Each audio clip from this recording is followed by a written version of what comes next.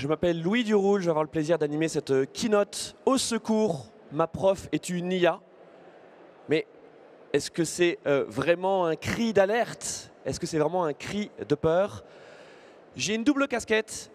Je suis directeur associé au sein d'une agence de communication qui s'appelle Pastel et je suis en charge des opérations digitales et social media. Et puis ma deuxième casquette qui me vaut l'honneur et le plaisir d'être ici ce matin, c'est celle d'être le directeur pédagogique d'un MBA en marketing digital qui s'appelle le MBA MCI, Marketing, Communication, Innovation, au sein de Vinci Executive Education. Si vous souhaitez nous faire un coucou, on est au Business Lounge.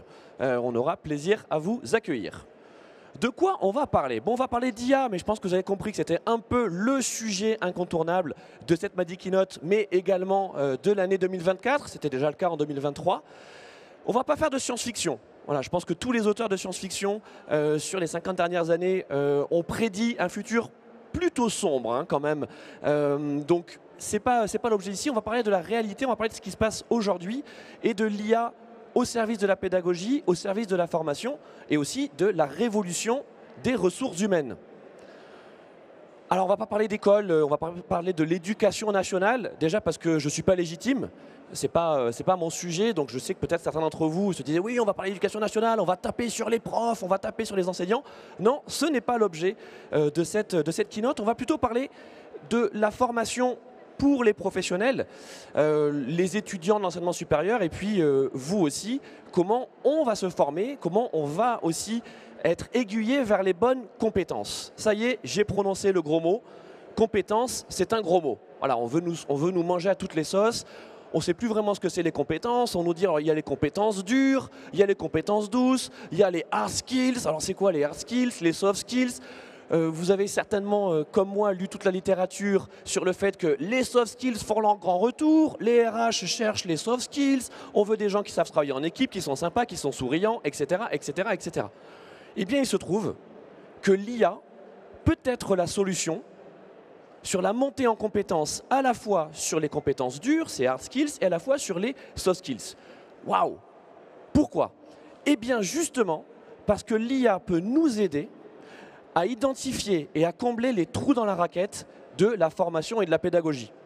Qu'est-ce que c'est aujourd'hui être prof, être formateur, être enseignant? C'est gérer un groupe plus ou moins protéiforme, avec des niveaux différents, des attentes différentes, des exigences différentes. Et puis, il faut qu'on essaie de faire un programme, voyez, un menu intermédiaire qui va satisfaire tout le monde. Alors, on n'est pas capable de dire si tout le monde a goûté tout, si tout le monde a aimé. Voilà, parce qu'il y en a peut-être qui font semblant de manger, puis après, tac, ils mettent dans la poche ou dans la serviette, on ne sait pas. Et donc, à la fin, on nous dit, bah alors, est-ce que vous avez atteint votre objectif? Oui, j'ai atteint mon objectif de faire 3 jours, 1 semaine, 6 mois ou dans le cadre de mon MBA, 1 an de formation. Mais comment on fait en sorte de pouvoir donner à chaque individu, donc à chaque apprenant, la possibilité de se situer? L'IA. Alors l'IA, ce ne sera pas la prof. Voilà, c'est vrai, c'est là où le titre de cette keynote est mensonger. L'IA, ça sera la coach. Ça sera le mentor. Parce que l'apprentissage, et ça c'est aussi vieux que l'humain, c'est un processus individuel. On peut créer les conditions collectives de l'apprentissage. On va créer un contexte, une ambiance. On va ouvrir les ports USB. Voilà, il faut décrasser les ports USB. Mais ensuite, pour faire rentrer la data, j'espère que vous aimerez cette métaphore informatique, en fait, il n'y a que votre poste qui va récupérer la data. C'est votre port USB à vous. Eh bien, l'IA, parce qu'à partir d'une technologie standard, c'est ça en fait l'IA, c'est une technologie standard qui permet de faire de l'hyper-personnalisation. Elle va être capable de pouvoir identifier très précisément quelles sont les compétences sur lesquelles vous avez besoin de travailler, vos forces et vos faiblesses. Ce n'est pas la science-fiction, ce n'est pas le futur, c'est déjà le cas aujourd'hui. D'ailleurs, je pense que sur toutes les tables rondes auxquelles vous avez assisté et vous allez assister, on va vous parler de IA Inside. La question, ce n'est pas de se dire quelles sont les applications, les nouvelles applications qui vont arriver avec de l'IA, c'est plutôt comment tout ce qu'on utilise aujourd'hui, tous les usages numériques aujourd'hui vont intégrer de l'IA. Et quasiment tous l'intègrent. Donc pour revenir à la pédagogie et faire le lien avec justement ces ressources humaines, vous savez qu'en France, on fait quand même des choses bien. Et en France, on a quelque chose qui s'appelle le RNCP, le Registre national des compétences professionnelles. Alors pour ceux qui sont un petit peu dans ce domaine-là, soit il y a des cheveux qui vont se hérisser, parce que c'est vrai que c'est quand même quelque chose d'un peu complexe, mais ça part d'une bonne intuition, qui est celle de réussir à cadrer les compétences et les sous-compétences qui correspondent à des métiers. Des métiers en tension, mais peut-être aussi des métiers en devenir. C'est là où aujourd'hui l'IA, on l'attend parce que l'IA prédictive, c'est celle qui sera peut-être capable de pouvoir anticiper quelles seront les compétences et les sous-compétences qui correspondront aux métiers qui seront en tension demain. Au sein des entreprises, les RH, ce sont les rockstars maintenant. On passe de 10-15 ans là où on dirait les RH, ça suffit, surtout ne va pas au RH, surtout n'y va pas. On n'est pas sûr que tu reviennes vivant. Là maintenant, ils sont au cœur du projet d'entreprise. Ils sont au cœur du projet d'entreprise. Pourquoi?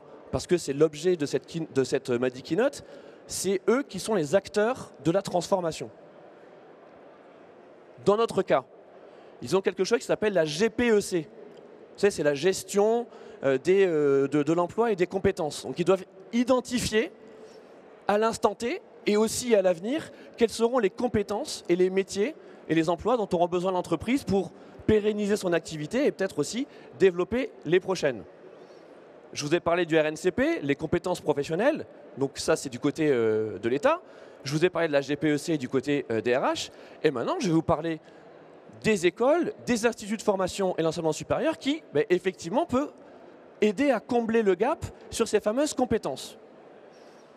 On est dans un environnement tech, donc par exemple, la compétence que je vise, c'est le machine learning. Dans le machine learning, je vais avoir des sous-compétences. Je vais par exemple avoir créer une base de données, créer un modèle de langage, je ne sais pas, gérer un modèle de langage. Donc ça, c'est la sous-compétence technique. D'accord ? Qu'est-ce que je vais mettre en œuvre pour que je puisse faire monter mes équipes ou alors identifier des talents qui pourront revendiquer ces compétences. L'IA. L'IA pour faire monter en compétences mes salariés, mes collaborateurs actuels, et aussi l'IA qui va être en mesure de pouvoir de pouvoir compléter le processus de recrutement en attestant via des questionnaires personnalisés, un accompagnement sur la véracité de l'obtention de telle ou telle compétence. Moi, je trouve que c'est assez réjouissant, tel que je vous le raconte. Bien sûr qu'il y a des biais, bien sûr qu'il y a des risques éthiques. Je crois d'ailleurs qu'il y a des tables rondes ici qui parlent de ce sujet très important lié à l'éthique. Jusqu'où on va? Jusqu'où on va dans le flicage? Jusqu'où on va dans le contrôle par les IA? Je ne peux pas vous le dire, surtout pas dans une keynote de quelques minutes. Mais regardons peut-être le verre à moitié plein plutôt qu'à moitié vide. Le verre à moitié plein, c'est que dans un monde en pleine transformation, où les métiers sont en tension, où aujourd'hui, on sait le métier qu'on fait, mais dans 1 an, dans 5 ans, dans 10 ans, il y a de très fortes chances que notre métier change, évolue, que ce soit le même intitulé de poste, mais qu'on ait des compétences mouvantes. Qu'est-ce qu'on va faire pour continuer à apprendre, continuer à se former, continuer à être utile? Utile à la collectivité, à son entreprise, et bien sûr, s'inscrire dans un parcours de travail et de sens. Ce n'est pas la solution miracle, l'IA, je vous rassure. Mais peut-être, en tout cas c'est mon sentiment, on va être très tôt, c'est déjà le cas, à la sauce de la pédagogie version IA. Donc l'IA ne sera pas ma prof, mais elle sera très certainement ma coach, elle sera très certainement mon mentor, et elle m'aidera concrètement à pouvoir progresser. Je vous remercie de m'avoir écouté, et j'espère que ça vous a donné envie de vous intéresser à l'IA dans la pédagogie et peut-être aussi au business émergent. Parce que c'est les dernières secondes qui me restent et je vais vous parler de ça, on est quand même là pour parler business. Regardez les startups, regardez les acteurs qui justement développent des modèles de langage spécifiques à l'évaluation des compétences. Je vais vous en citer une qui s'appelle Workera. Voilà, regardez ce que fait Workera, regardez les entreprises avec lesquelles ils travaillent. Ils sont aujourd'hui capables de pouvoir mapper, de pouvoir cartographier les compétences de métiers extrêmement techniques ça va de l'astronomie à des ingénieurs, je vous parlais de machine learning, c'est le cas, et de pouvoir créer des parcours d'évaluation, mais aussi d'apprentissage hyper personnalisés à partir de toute la data qu'ils ont récoltée. Et la data, c'est quoi? C'est des échantillonnages de 100, 500, 1000 personnes qui font ce métier-là et de trouver quel est le niveau médian des compétences, mais également toute la documentation technique qui est liée à ce métier. En 2 minutes, Workera est capable de pouvoir vous créer un parcours à partir d'un métier d'ingénieur en machine learning. 2 minutes, aujourd'hui, en 2024. Merci beaucoup, je vous souhaite une excellente Mandy Keynote.